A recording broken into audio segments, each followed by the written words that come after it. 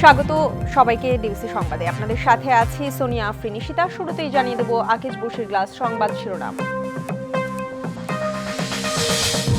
রাজধানীতে আজ March for Gaza কর্মসূচি। সোহরাওয়ার্দী উদ্যানে বিশাল গণজমায়েত।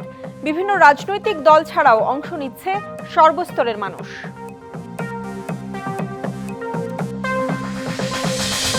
ঢাকা বিশ্ববিদ্যালয়ের চারুকলা অনুষদে পুরল ফ্যাসিবাদের মুখাকৃতি ও পায়রার মোটিভ।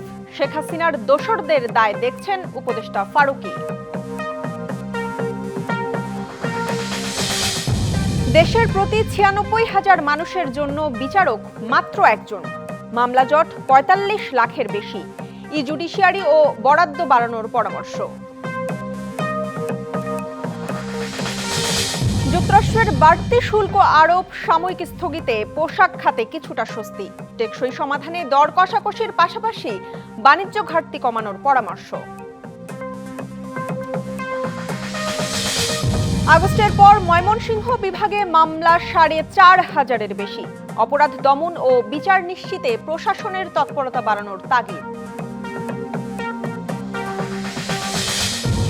এবং এবার যুক্তরাষ্ট্রে অবস্থানরত আফগান ও ক্যামেরুনের অভিবাসীদের সুরক্ষা সুবিধা বাতিল করল ট্রাম্প প্রশাসন।